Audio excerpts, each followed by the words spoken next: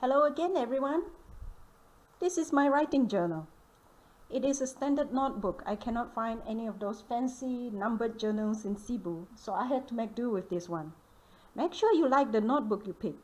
This may seem silly, but if you do not like the feel of the paper or the color of the lines, it will annoy you because you have to use it so much. At the very least, make sure that you feel neutral about it.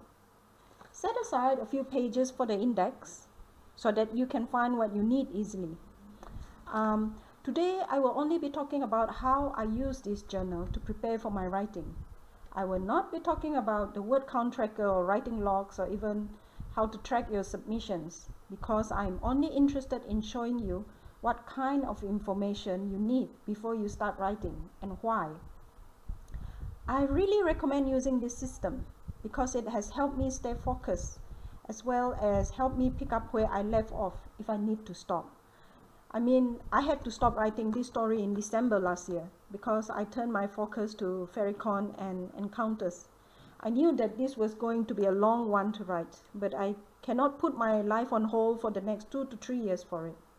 So I'm setting it aside for the time being until I have the time and resources to concentrate on it again. The thread will be easy to pick up because of all the notes I have collected in here. Like I've said before, to decide whether I want to turn an idea into a story, I'll start by writing out a fairy tale. Some people use bullet points, but I can't because I need to emotionally connect with the story. It also helps me decide what to research. In this case, for example, the characters of this Iban family here are from my other book, Iban Woman, which was set in the 19th century. And since Ratai goes to the trading port quite often, I know that I will need to do research on trade in the Malay archipelago during that period. I can only show you the first part here because the next 2.5 pages might still change. Also, my Iban readers will be able to make a good guess about which folklore character I am highlighting in this new novel if they see the rest of my fairy tale. I would like to keep that a surprise for them. I have rewritten this many times until I am satisfied with the beginning, middle, and end. Once I am pleased with it, I will make a list of the main characters and settings and start my research. My organic writing style means that I will fill in information in this page as the story grows. There will be basic stuff, of course, such as a tattoo or an attitude. In Ratai's case, because I have built up her character in Iban Woman, I already have some points. Then as the story progresses, I will add in more information. For example, in Iban Woman, she received a guardian from Goddess Mani. In this story, she has a tengulun, a tattoo to show that she is a successful headhunter. I made her an aloof person. She loves her husband, but she is too proud to admit it. This kind of information helps me maintain her attitude throughout the story. That way, she does not become emotional and dependent in one chapter, then stubborn and assertive in the next. For the setting, I will draw out a map to help me navigate the story world. This one here is based on an actual map of Sarawak. Even if you do not have a real-world setting for your story, I suggest that you draw out a map. It will be really helpful when you have to describe your character's movements or travels. See that compass there? That is the reason why I suggest you do this. The sun rises and sets in a fixed direction. So do stars. The last thing you want to do is write that the character is looking in the direction of home in separate chapters, but in one chapter the sun is setting behind him, and in the other the sun is rising behind him. Make up your mind. Is home east or west? Some readers have long memories, even if we don't. In this map, I have changed the names of the towns and villages, but I kept the names of the rivers. For example, I changed Daro to Baru and Sibu to Malin for this story. This is not based on any historical name. It is just to help me describe travels and movements. I also draw diagrams of villages, houses, or a boat in this case. I find that these diagrams are very useful when I need to move my characters about in the space. This way, I do not have to rely on coincidences for a hiding place or an activity. At the very least, I will know what can or cannot happen in a particular space.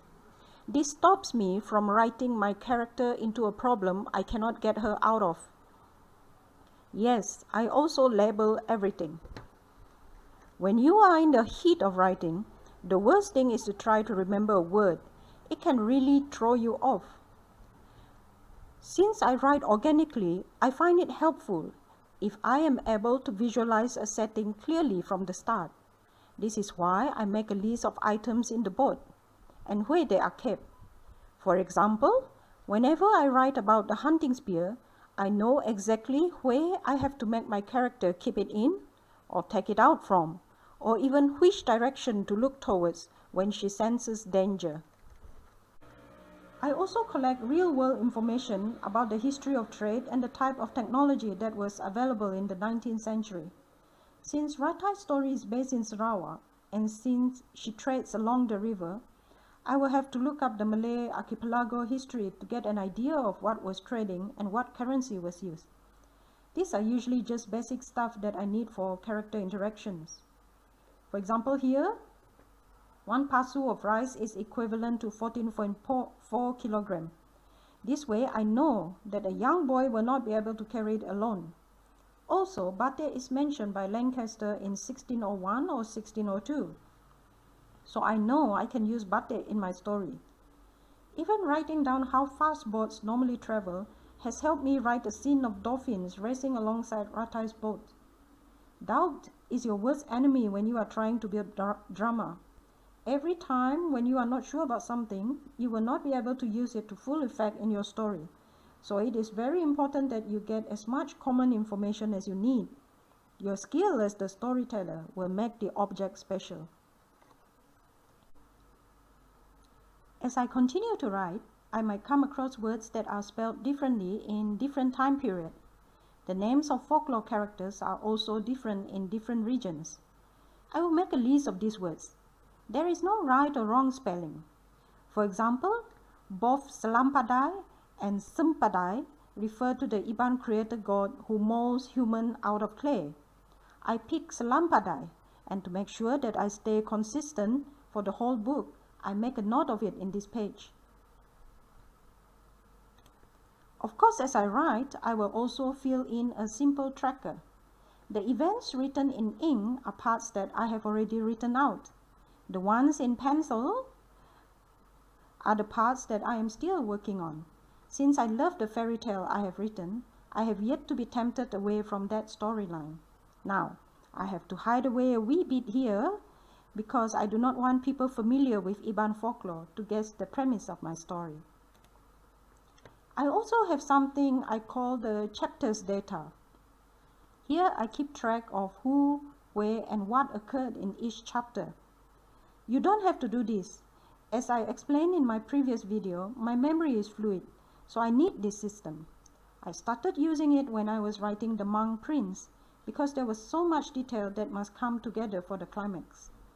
There was also a lot of changes for that story over many years, so having a detailed tracker helped me see how any change would affect different parts of the story. I have tried the full outlining technique before, but I find that I spend so much time minutely planning the story that by the time I am ready to write, I have lost interest in it. Sometimes I want to change something, but I can't because the detailed planning meant that any new changes will have a rippling effect on the rest of the story. That being said, the outlining method can help you finish your story faster and with more confidence. If you are interested to know more, check out the tips from other writers in YouTube. However, if you are like me and you can't make up your mind, you should give the organic method a try. Use the fairy tale to control the trajectory of your story. Remember, there is no right or wrong method, only the bespoke method. Experiment to understand what is best for you. Start writing, keep writing. Goodbye.